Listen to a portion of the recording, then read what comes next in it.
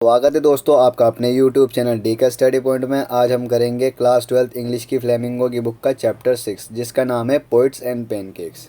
दोस्तों चैप्टर की शुरुआत होने से पहले मैं आपको बता दूं ये चैप्टर थोड़ा मुश्किल है। अगर आप इस स्टोरी को ध्यान से सुनेंगे और अपने दोस्तों से डिस्कस करेंगे तो ये आपको बहुत आसानी से समझ में आ जाएगा।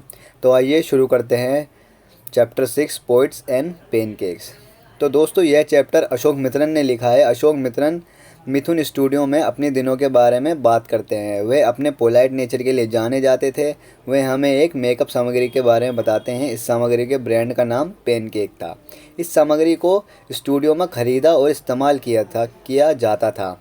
वे उन चंद अभिनेताओं के नाम बताते हैं जिन्होंने उस सामग्री का इस्तेमाल किया था। उनका मानना यह था कि इस मेकअप डिपार्टमेंट एक बिल्डिंग में स्थित है जिसके बारे में माना जाता है कि वह रॉबर्ट क्लाइव की बिल्डिंग के बराबर में स्थित थी, लेकिन ये सच नहीं था क्योंकि क्लाइव का भारत में रहना बहुत ही कम था। इसके अलावा वह मेकअप विभाग को राष्ट्रीय एकीकरण के प्रतीक और हेयर कटिंग सैलून के रूप में मेकअप रूम का विवरण देता है। पेनकेक और कई अन्य लोशन ने अभिनेताओं को बदसूरत बना दिया था क्योंकि उन्हें एक फिल्म में प्रस्तुत करना आवश्यक था। मेकअप विभाग में एक लड़का था जो स्टार अभिनेता या निर्देशक या गीत लेखक बनने का सपना देखता था, मगर उसके सपने अधूरे रह गए जिससे वह निराश हो गया। इसके लिए उन्होंने सुब्बू को दोषी ठहराया जो नंबर 2 पर था और बॉस का बहुत पसंदीदा था। लेखक उन कवियों के बारे में बताता है जो खादी पहनते थे और मानते थे कि कम्युनिस्ट वाले लोग राक्षस थे। यहाँ तक कि वह कानूनी सलाहकार के बारे में भी बताता है जो स्टोरी डिपार्टमेंट का मेंबर था। वह बहुत अजीब सिचुएशन में था और उसने स्टोरी डिपार्टमेंट को बंद कराने के चक्कर में अपनी नौकरी भी खो दी थी। ये अभिनेताओं को होनहार करियर का अंत भी था एक तरह से दोस्तों। और दोस्तों जो जेमिनी स्टूडियोज़ था उसने भी 200 मजबूत मॉरल रियरमेंट आर्मी MRI की मेज़बानी की, जिसने सबसे अधिक पेशेवर तरीके से 2 नाटक दिखाए। नाटकों को अच्छी सफलता मिली और उन्होंने तमिल नाटक पर अपनी छाप छोड़ी। हालांकि बाद में लेखक को पता चला मॉरल रियरमेंट आर्मी MRA एक कम्युनिस्ट आंदोलन था।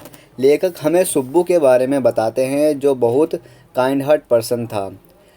उसके काम में जुल्म ने उसे निकाल दिया था। लेखक अंग्रेज़ी कवि की स्टूडियो में यात्रा के बारे में बताता है। वहाँ शाही तैयारी की गई थी और उनके आने का उद्देश्य आने वाले समय के लिए रहस्य था।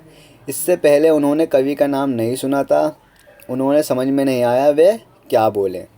स्टूडियो में अशोक मित्रन का कर्तव्य कई मुद्दों पर समाचार पत्रों की कतरना को काटना और उन्हें फाइलों में संग्रहित करना था।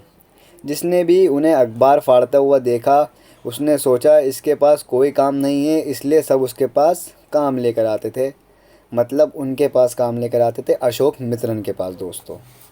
लेखक ने द हिंदू में एक नोटिस देखा जिसमें ब्रिटिश के द्वारा एक लघु कथा प्रतियोगिता कंपटीशन का आयोजन किया गया था।